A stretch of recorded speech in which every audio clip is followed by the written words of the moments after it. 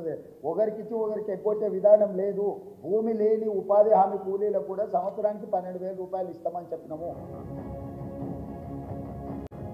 ఇవాళ అర్హులైన అందరికీ అక్కడి సూర్యుడు ఇక్కడ మొలిసిన 4,000 రూపాయల పెన్షన్ ఇచ్చి తీర్తాము.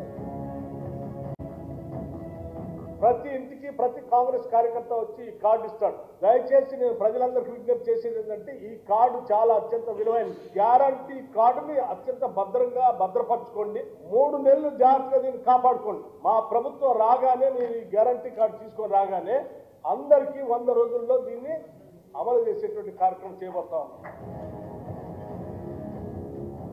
ఆడబిడ్డలు దరఖాస్తు పెట్టుకుంటే తాళిగట్ట కంటే 2 రోజుల ముందే వాళ్ళకు 1,00,000 రూపాయలతో పాటు ఆడబిడ్డలకు తులం బంగారం ఇస్తే మోసం చేయడం అల్కగా అవుతుంది. నమ్మకం అనేది లేకుంటే మోసం అనేదే ఉండదు. నువ్వు ఎప్పుడైతే నమ్ముతావో నమ్మకాన్ని నీడలాగానే మోసము దాని ఎంబడే ఉంటుంది.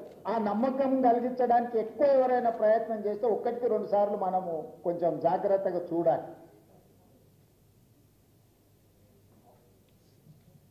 రాష్ట్రంలో కాంగ్రెస్ పార్టీ ఎన్ని హామీలు ఇచ్చింది, ఏ రకంగా మోసం చేసింది, ముఖ్యంగా గ్యారంటీల పేరిట గారడీ చేసి ఎట్లా తెలంగాణ ప్రజల్ని వంచింది అని చెప్పడానికి వాళ్ళ మాటల్లోనే మీరు ఇప్పుడంతా కూడా చూశారు.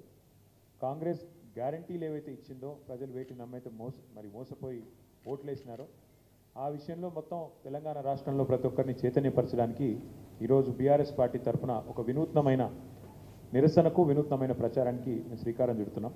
ముందుగా పెద్దలు మత్స్యనాచారి గారి చేతుల మీదుగా గౌరవ మాజీ మంత్రివర్యులు హరీష్ రావు గారు, తలసాని శ్రీనివాస్ యాదవ్ గారు, అట్లాగే పెద్దలు శ్రీనివాస్ గౌడ్ గారు, జగదీష్ రెడ్డి గారు అందరి చేతుల మీదుగా మనం ఈ కాంగ్రెస్ బాకీ కార్డు ఏదైతే ఎవరెవరికి ఎంతెంత బాకీ ఉన్నదనేది రిలీజ్ చేస్తూ మరి ఇవి కూడా అందరికి ఇవ్వండి అమ్మా తమ్ముడు, ఇవి అందరికి ఇవ్వాలి, అందరికి ఇచ్చేయండి, అందరు చేస్తూ ఇవాళ మీ ముందు విడుదల చేస్తూ ఉంటాం.